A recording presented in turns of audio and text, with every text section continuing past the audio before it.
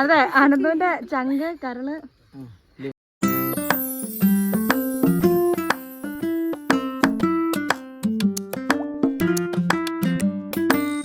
Hello friends, അപ്പം എല്ലാവർക്കും പുതിയൊരു വീഡിയോയിലേക്ക് സ്വാഗതം. ഞാൻ കുറേ നാളുകൾക്ക് ശേഷമാണ് ഇങ്ങനെ ലോങ് വീഡിയോ ഒക്കെ ആയിട്ട് വരുന്നത്. ലോങ് വീഡിയോ എന്നല്ല, വീഡിയോസേ ചെയ്യൽ കുറവാണ്. ഇപ്പോൾ ഞാൻ നാട്ടിലോട്ട് പോവാണ്. പ്രഗ്നൻ്റ് ആയതുകൊണ്ട് എല്ലാ പ്രാവശ്യവും പോകുന്ന പോലെ അല്ലല്ലോ, ഇനിയിപ്പോൾ കുറേ നാളുകൾക്ക് ശേഷമല്ലേ വരുള്ളൂ. അതുകൊണ്ട് എടുത്തു വെച്ചാണ്. ഇതൊരു ഫെബ്രുവരി 22-ാം തീയതി തൊട്ട് മുന്നോട്ടുള്ള വീഡിയോസാണ്.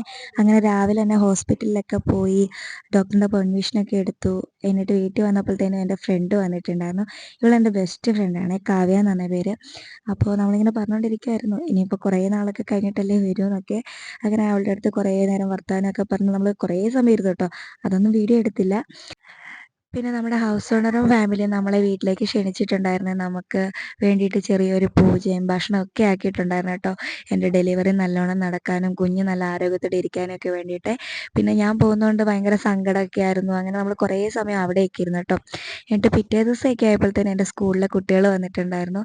ഇവരെ പറ്റി പറയാനാണെങ്കിൽ ഭയങ്കര സ്നേഹമുള്ള മക്കളാണ്. ഞാൻ അവിടുന്ന് റിസൈൻ ചെയ്ത നാൾ തൊട്ട് എല്ലാ ദിവസവും വിളിക്കും. ഇപ്പം ശനിയാഴ്ച ഞായറാഴ്ച അങ്ങനെ അവധി കിട്ടുമ്പോൾ ഒക്കെ അവരെന്നെ കാണാൻ വേണ്ടി വീട്ടിലേക്ക് വരുവേ. അപ്പോൾ ഞാൻ തലേ ദിവസമാണ് വിളിച്ച് പറഞ്ഞത് ഞാൻ നാളെ പോകുമെന്ന്.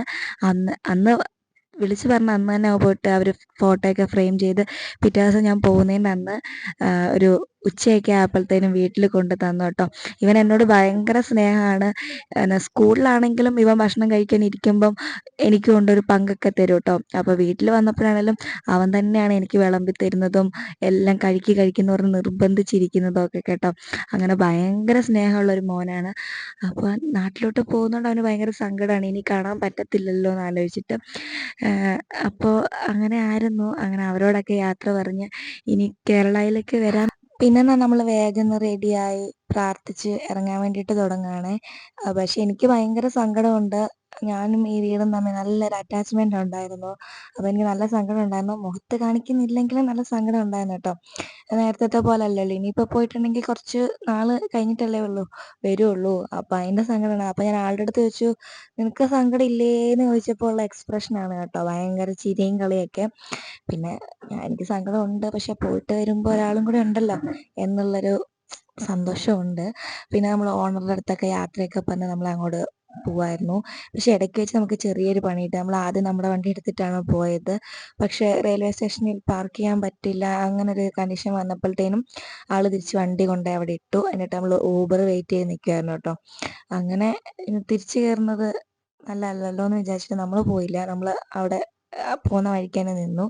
എന്നിട്ട് ആൾ വണ്ടിയായിട്ട് നമ്മൾ സാധനങ്ങളൊക്കെ എടുത്ത് വെച്ച് അങ്ങോട്ട് പോയിക്കൊണ്ടിരിക്കുവാണേ. അപ്പോൾ വണ്ടി തിരിച്ച് വെച്ചുകൊണ്ടുള്ളൊരു ചെറിയ വിഷമം ഉണ്ടായിരുന്നു. പക്ഷെ എന്നാലും നമ്മൾ അങ്ങനെ പോയി. അത്യാവശ്യം ട്രാഫിക്കൊക്കെ ഉണ്ടായിരുന്നു. അങ്ങനെ നമ്മൾ റെയിൽവേ സ്റ്റേഷനിലെത്തി, ട്രെയിൻ കയറി. പിന്നെ നമ്മുടെ കൂടെ ബാംഗ്ലൂരിൽ നിന്ന് നാട്ടിലോട്ട് 2 പേരും കൂടി ഉണ്ടായിരുന്നേ. അവരെ കുറച്ച് സമയം വെയിറ്റ് ചെയ്തു, അവർ വന്നു. പിറ്റേ ദിവസം ആയപ്പോഴത്തേനും നമ്മൾ നാട്ടിലെത്തി. അങ്ങനെ നമ്മൾ ഇന്ന് ചങ്ങനാശ്ശേരിക്കാണ് ടിക്കറ്റ് എടുത്തേക്കുന്നത്. അല്ലാതെ നമ്മൾ നേരത്തെ കോട്ടയത്തായിരുന്നു എടുത്തത്. എന്നിട്ട് അവിടുന്ന് ബസ്സിന് പോകുമായിരുന്നു ചെയ്തുകൊണ്ടിരുന്നത്. അപ്പോൾ കുറേ ദൂരമായിരുന്നു. അങ്ങനെ നമ്മൾ ചങ്ങനാശ്ശേരി റെയിൽവേ സ്റ്റേഷൻ, ഇവരാണ് ഞാൻ പറഞ്ഞ 2 പേരും. അങ്ങനെ അച്ചാച്ചൻ്റെ ഒരു ഫ്രണ്ട് വന്നിട്ടുണ്ടായിരുന്നു നമ്മളെ കൂട്ടാൻ വേണ്ടിയിട്ട്. നമ്മൾ വീട്ടിലെത്തി. അപ്പോഴത്തേനും റോട്ടിലാണെങ്കിൽ നമ്മളെ വെയിറ്റ് ചെയ്ത് എല്ലാവരും ഉണ്ടായിരുന്നേ. നേരത്തെ തന്നെ എൻ്റെ അടുത്ത് പറഞ്ഞിട്ടുണ്ടായിരുന്നു, ചേച്ചി വീഡിയോ എടുക്കണമെന്നേ, അല്ലെങ്കിൽ ഞാൻ എടുക്കും. അപ്പോൾ ഭയങ്കര സന്തോഷം എല്ലാവരെയും കണ്ടപ്പോഴത്തേനും. അങ്ങനെ വീട്ടിലോട്ട് പോവാണ്. എനിക്ക് റോട്ടിൽ നിന്ന് വീട്ട് വരെ കുറേ വീടുണ്ട്. അപ്പോൾ എല്ലാവരുടെ അടുത്തും കയറി സംസാരിച്ചാണ് പോകുന്നത്. അങ്ങനെ വീട്ടിലെത്തിയപ്പോൾ എനിക്ക് ഭയങ്കര പ്രിയപ്പെട്ട എൻ്റെ അനിയത്തിയും അനിയനും ഒക്കെ വന്നിട്ടുണ്ടായിരുന്നു. എൻ്റെ അനിയത്തിമാരും അനിയനൊക്കെ എറണാകുളത്ത് നിന്ന്.